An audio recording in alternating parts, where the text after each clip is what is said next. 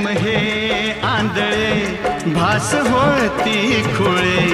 पाणी पाऊस ही वगळे वले झाले घराचे डोळे जरी दिसले असले फसले म्हणशील ना